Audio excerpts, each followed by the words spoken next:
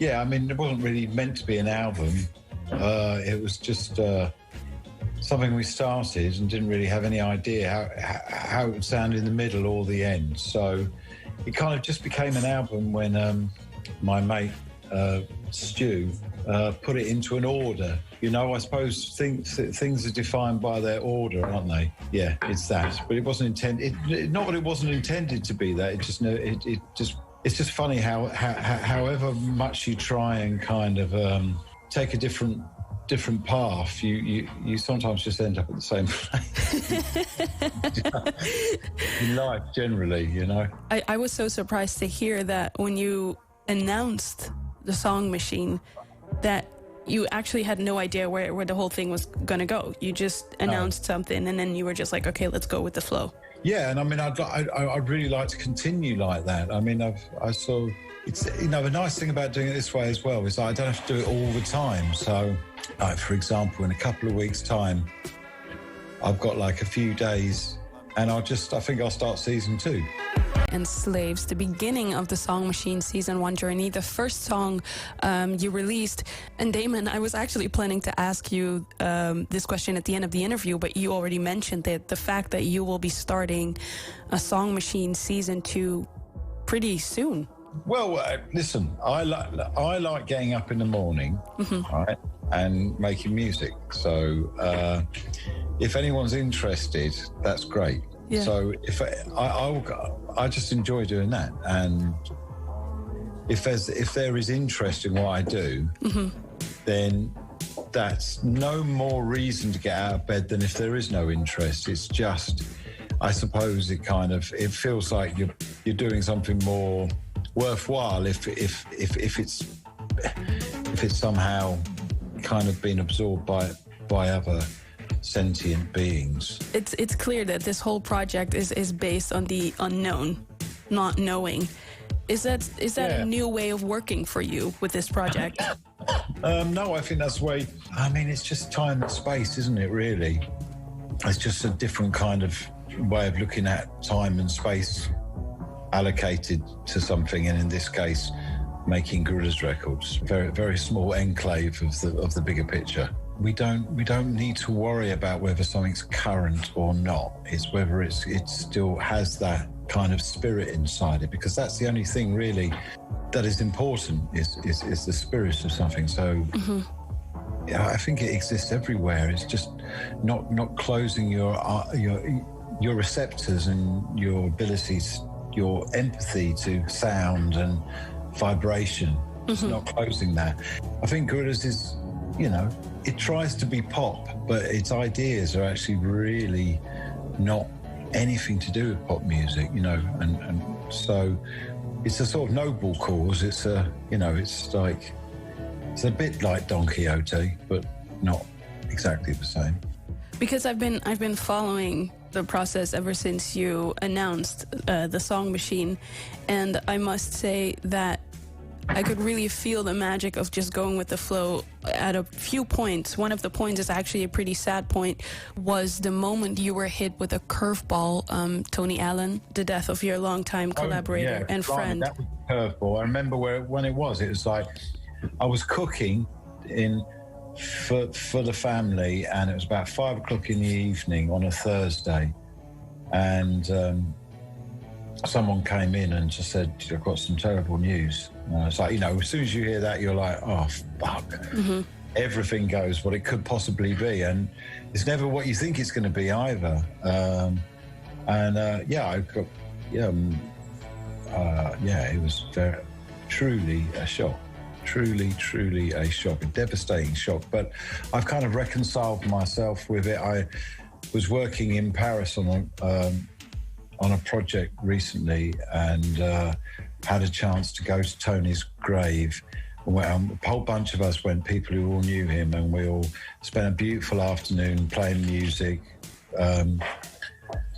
shared a few drinks with him, and smoked a bit, and it was sunny, and it was just a really beautiful afternoon.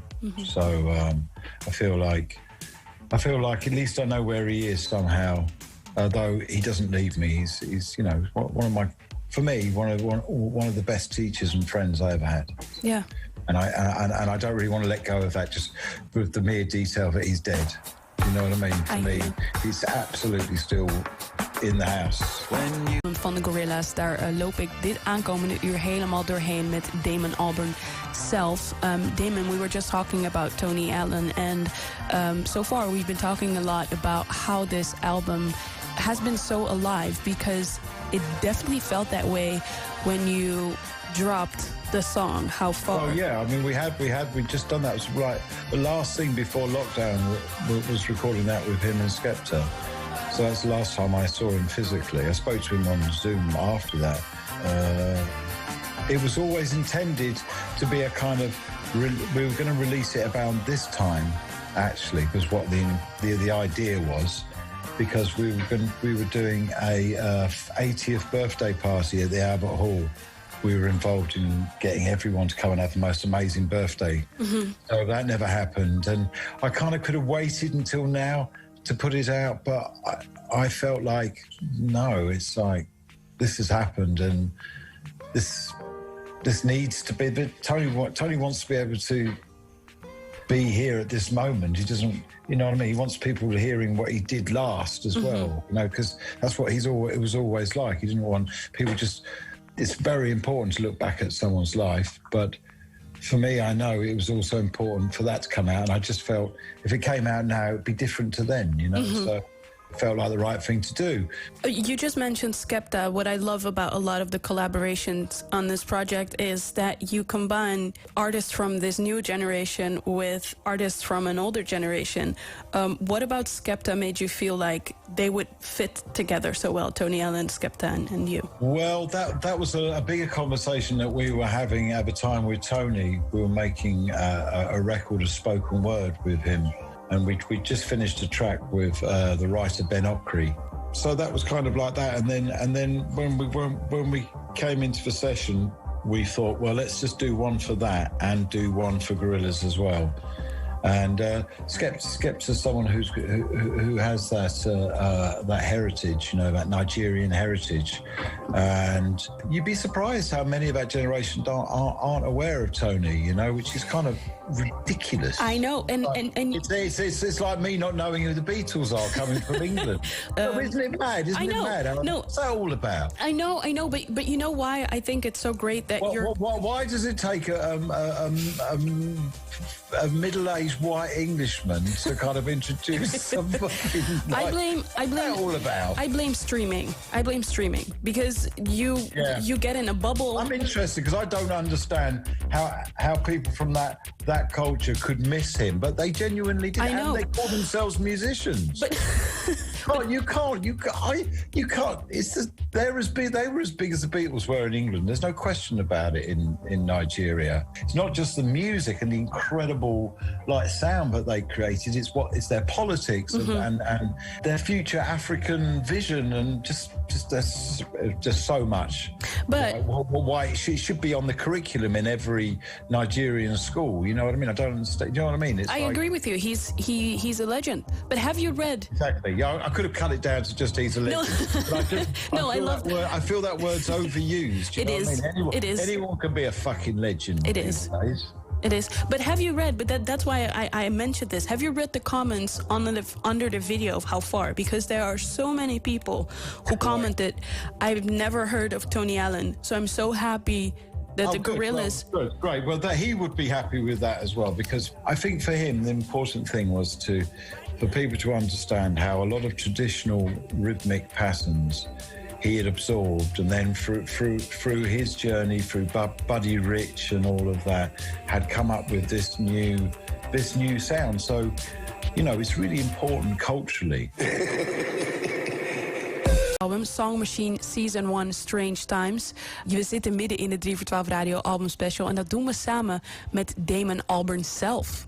Damon, speaking of cool collaborations, you have one with Elton John and Black. That is like 3 generations on one track. A lot of people have been, to use modern vernacular, hating upon the autotune. I think it's interesting to put things that shouldn't go together and then expect people to kind of sort of, you know, not understand or like that, or find it quite jarring. And then in like 5 years' time, they will just feel like normal. You know what I mean? Which has always been the same with everything. I mean, my relationship with autotune is like, I'd be lying if I didn't like it, but I don't necessarily agree with myself for liking it. Yeah, because that was I do like it.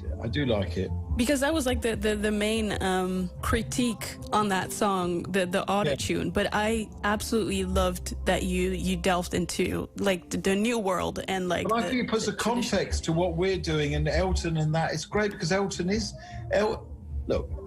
anyone just go back and check Elton. You can't not know Elton John's tunes. It's like they're ubiquitous, and you know they're brilliant. And he's a really lovely guy. What reason isn't there to put him juxtaposed with Black? Damon, there is another one, another collaboration on there with somebody that you really admire, Robert Smith from The Cure.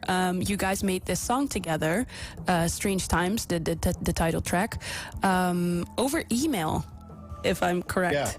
Yeah. How did that go? Very well. He's a very good emailer. Nocturnal emailer. I mean, I met him first in 1990 in the urinals at Brixton Academy, very casually. Yeah. And I just said hello. Oh, you're Robert Smith. You're great, you know. And he said thank you very much, and that was it. So you meet Robert Smith, and then a few years later, you guys actually jump into the studio together. Or kind of. Yeah, and it was what I sent him was quite basic. It was a basic drum pattern, that the piano in it that goes diggy diggy diggy diggy diggy diggy diggy all over the place, and it had my niece's trumpet playing, because my niece was in lockdown with my sister's family with us all, and she plays the trumpet, and she's a really great little musician, but you know, was kind of finding her things to do, and one of the things was to come in and play trumpet on a track. Mm-hmm. And then I sent that to Robert, and he really liked it, especially the trumpet playing, and he agreed to do it. And there you go, you get that in the end. But the funny thing about that is when he sent it back, everything you hear on that he sent back in one piece, with one kind of order. And I was really excited. It's like, oh, I'm going to get a chance to actually sing with Robert Smith. And I tried loads of kind of things, and none of them worked. So I ended up not being able to sing with Robert Smith. Two voices together actually was too, I don't know, just it was jarring to me. Mm-hmm. So I ended up just doing my dystopian stuff that I do with 2D. I do remember that after releasing the first song with Slow Tie and Slaves, there wasn't Strange Times behind season one. So did you guys come up with the title later in the process of like the pandemic hitting and everything? Yeah. But the title only came like 2 months ago, because it was just, well, what are we going to call this, the end of this season, in its physical manifestation of an LP? Mm-hmm. And it was, well, that's the best title. Damon, we were just talking about the title track, how you came up with it later, and I mean it's very accurate because we really are in strange times. Yeah, and it's not trying to be clever, you know what I mean? It's just been pretty matter of fact about it. Yeah. Knowing that this album is also a celebration of the Gorillaz 20th anniversary, how do you think the Gorillaz that started 20 years ago feel about Song Machine Season 1 Strange Times? Well, as one comment said, 2D doesn't get older, he just gets more detailed. Wow. There you go. There you go. One last question, because I know I have to let you go, but I have one last question. I know that Murdoch just came out of jail. He's back into the band. Has his time in jail influenced his sound or his outlook on life? He's not really it's not redeemable. That's not in his cartoon DNA. He's irredeemable, you know. He's that kind of character. It's a classic cartoon villain, isn't he? Yeah. There's nothing pure about him whatsoever. Well, I can't. He's rotten. He's rotten. You can't help. He can't be saved. So he doesn't want to be saved. That's true. He doesn't even understand what saving would be. Why would you possibly want to be saved? Okay. Well, we're gonna end the special with this beautiful song you made with Fatoumata Diawara, Désolé. Damon, thank you so much for your time. Thank you. And I can't wait for season 2. It's on its way.